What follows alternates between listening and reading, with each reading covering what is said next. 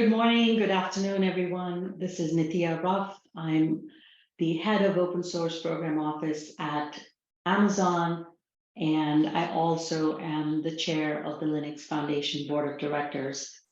I'm so glad to be here at Upstream. It's been an event that I have watched for many years and have wanted to be a speaker on, and I was so excited when Lewis and Donald invited me to be a keynote speaker at the event. For someone like me who plans everything and who dislikes surprises and spontaneous decision, it was hard for me to get used to the fact that sometimes relationships and sometimes things in life can be accidental. In fact, a lot of things happen accidentally in life. Then you need to find a way to live with it and to get used to it. It is very much like that, I think, in open source as well. So let me share with you some of the key relationships in open source that I think happen by accident, and we all need to work together to make it work. A little bit about me. I am a student of open source. I came into open source by accident, frankly. In the late 1990s, I was working for a company that decided to start shipping open source servers, and a number of us were asked to be part of the strategy team to think about how the company should work with upstream providers of open source and also to work with the consumers of open source downstream, who were consumers really of our product. And that fascinated me. So let me talk to you a little bit about why fine dining and open source are linked together in some ways. When you go to a fine dining restaurant, you go with a lot of expectations, not just that the food is going to be delicious, but you're looking for the entire experience, from the knowledgeable service to the table setting, the theatrics of fine dining. You also expect that the kitchen staff is professional, is able to serve thousands of customers, and abides by health and other regulations and inspections. But you see, it's very different than home cooking, which is more ad hoc and really intended for the family to consume. Don't get me wrong, home cooking can be very delicious. In fact, it can be more delicious than a fine dining restaurant because it is made to our particular preferences, just like mom used to make. But it isn't consistent. There's no one looming over and enforcing kitchen table compliance. There may even not be any service. You may just have food at the table that you need to help yourself do. The focus of the home cook is all about cooking for a small group of people, often with great love and in an ad hoc way. Here, there's a difference in expectations from a fine dining experience to home, and it really reminded me of how the whole relationship in open source between producers and consumers really is like this. There's a big difference in what producers of open source do and what consumers want. So these two, producers as well as consumers in open source, have accidentally become part of a supply chain, if you will. Just like the home cook never intended to be a supplier to a Michelin star restaurant, the relationship between the producer of open source software and the organizational consumer in particular is an accidental one. They really never intended to create a formal relationship between the two. The producer is not set up as a supplier to a business.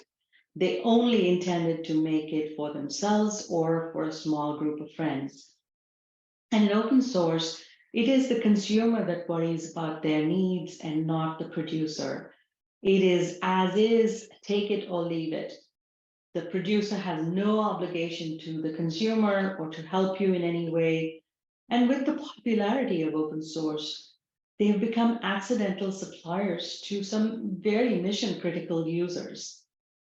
And consumers may have started consuming because of the cost, but soon realized that there was such an abundance of innovative and useful open source software that they could download and use, and they started using it. Most of them saw it as free, downloaded it, and completely forgot about it.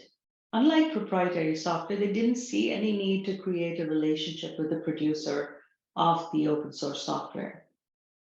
They often, to be honest, were intimidated by the fact that there were thousands and thousands of projects, and it was hard to establish a relationship with all of them. Consumers also end up accidentally consuming dependencies that some of these projects that they consume bring in with them. So as you can imagine, a lot of accidental relationships going on here in the supply chain between open source producers and consumers. And we find ourselves in a world where open source has become wildly successful, and now fine dining customers are gorging themselves on home cooking goodness.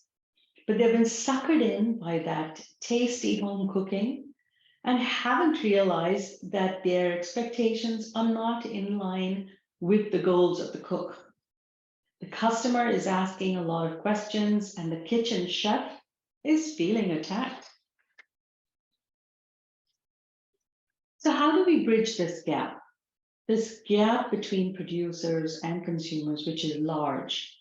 And who is responsible for bridging this gap in expectations? I think part of the challenge really is fixing those expectations themselves. This is all as much about making the consumer recognize that a project isn't going to offer them what they want, and instead to work more constructively to see how they can get what they need from the project's ecosystem or move to something else. And it's not just about projects raising the bar on their quality. With the success of open source usage is now supporting critical infrastructure worldwide. We rely on open source every morning till the time we wake, from the time we wake up to the time we go to sleep. So what was a small home-cooked meal started showing up in demanding Michelin star restaurants. What do you do then? In other words, projects really, which have only one or two maintainers, are now supporting companies and public sectors at scale. This gap particularly gets highlighted when you have a security issue. The vulnerability in the project software that gets exploited by bad actors. And these vulnerabilities are what caused us to see that something was wrong in this accidental relationship, and that we really needed a more formal supply chain and not just a random relationship. And the question in front of all of us is, how should we work together across the supply chain to manage these risks? And who is responsible for fixing the gap? To be honest, over the last 10 years or so, the community and industry have come together to create a supply chain of sorts for open source, starting with producers, thousands of them, small, under-resourced, with no time, to industry foundations and, if you will, nonprofits, which are taking care of some of the top most popular projects, but also providing a neutral place for the community to come together to collaborate on our problems, to curators, commercial curators, often like Red Hat, who stand behind a curated set of projects and provide support and SLA and a place to go to for consumers, to the end consumer, who really is now more and more using it for critical needs, and the public sector. These have all become now players in the open source supply chain. Producers. Let's start with producers.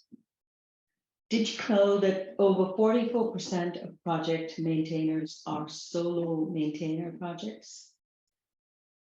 Or 44% of projects have solo maintainers with little funding, and yet the global digital infrastructure is dependent upon them.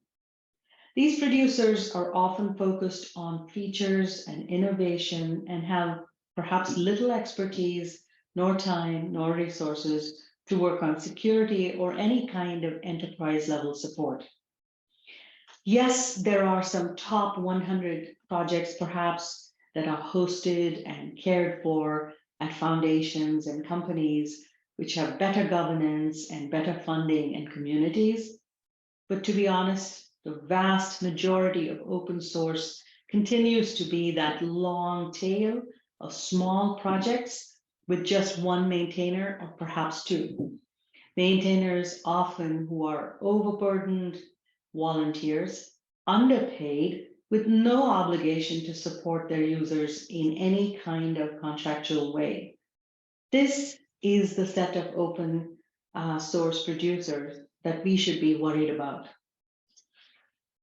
Now let's move on to nonprofit foundations, the second part of the supply chain. Open sources often turn to nonprofit foundations to provide that neutral home for competing organizations to come together and to solve problems. These foundations have housed many key projects and also people like the Linux Foundation with Linus Torvalds.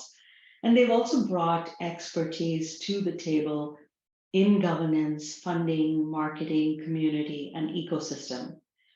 And sometimes in specialized areas like security, foundations like the Open Security Software Foundation, the Open Source Technology Improvement Fund have brought other skills to bear, such as security research, creating training, scorecards, standards, and tool specifications.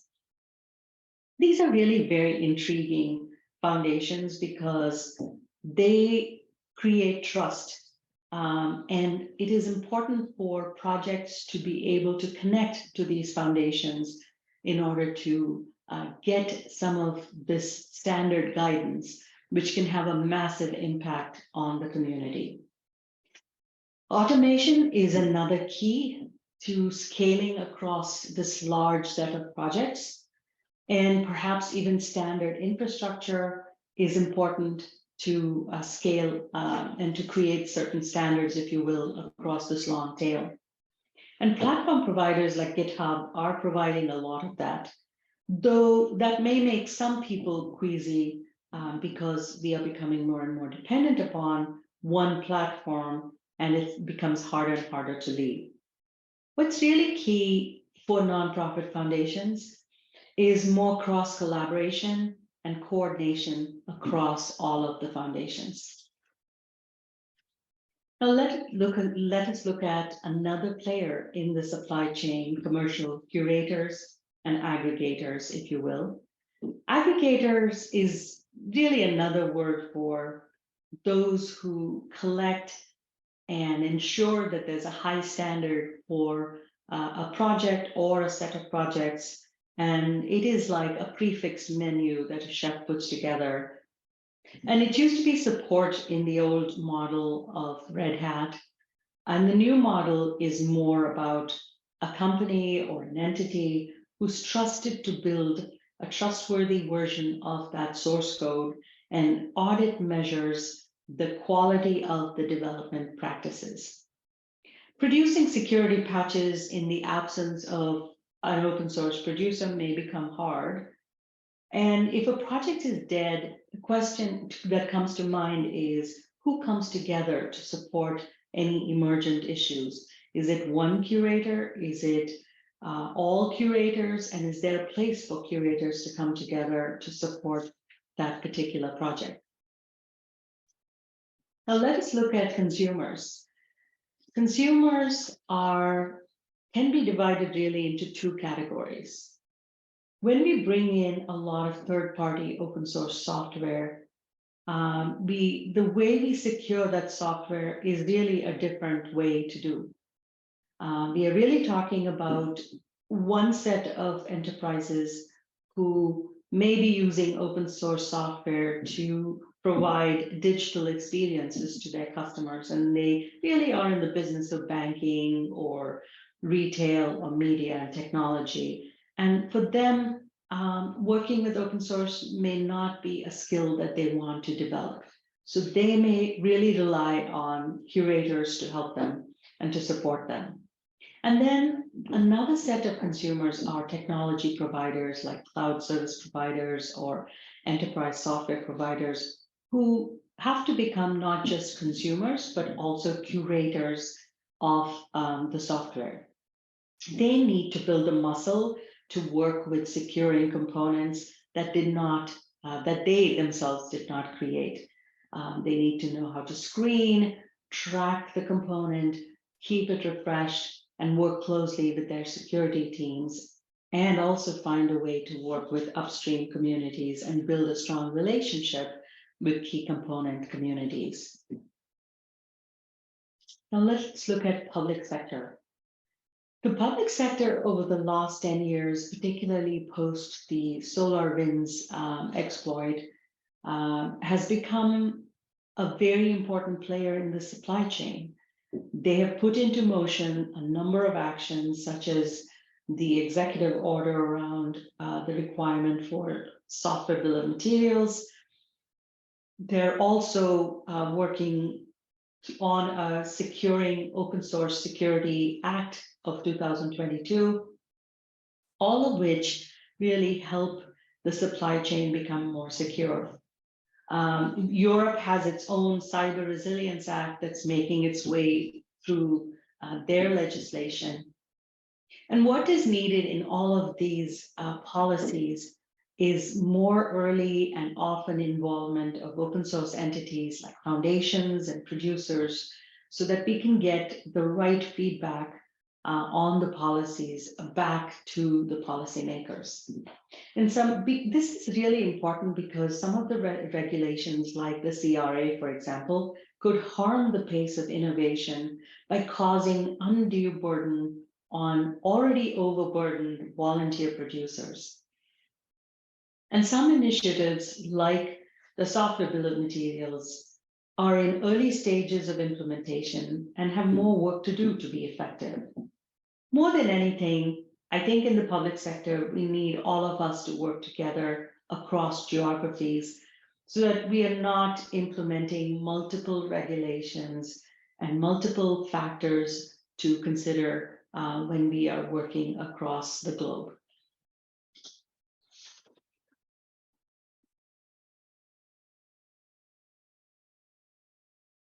I want to go back to the food movement that inspired a lot of us in security. We've already learned a lot about food labeling, for example, which we have used in creating software bill of materials. The effort around food labeling started in the 1940s because so many consumers did not know what was in their food.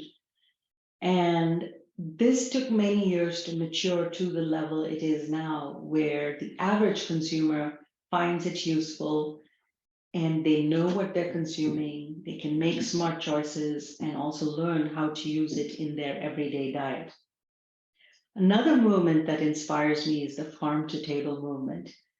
The whole impact of the farm to table movement has been about creating more transparency in how we consume food. It has created more sustainability in the production of food in thousands of family farms. And it has created a relationship between the consumer and the producer of the food and knowledge of where the food comes from. All of this has had the end result of a healthier supply chain and ecosystem. While the farm to table movement is often very local, it has really inspired all of us to consume food from farmers markets and from local suppliers. We really are recognizing the importance of healthy food and knowing where it's coming from. One can take this food analogy even further and say that perhaps foundations and curators are like food co-ops or wholesalers who source and curate food from local farmers. And they also provide guidance to local farmers and advice to them on how to grow the food. Coming back to our open source supply chain. Just like the food supply chain, open source supply chains are really complex, and we become part of this supply chain in a very accidental way. And we cannot succeed without working together across the supply chain. Collaboration is a muscle we should all be very familiar with in open source, and we should exercise that muscle. We need empathy for each of the players in the supply chain. And by working together, we can close the gap in expectations that exist today between the producer and the consumer of open source. And we can then make this accidental supply chain more intentional and create a more safer ecosystem for all. Thank you for your time, and I hope you enjoy the rest of this conference and you also will take a moment to give me some feedback and ask questions that you still may have on this talk. Thank you.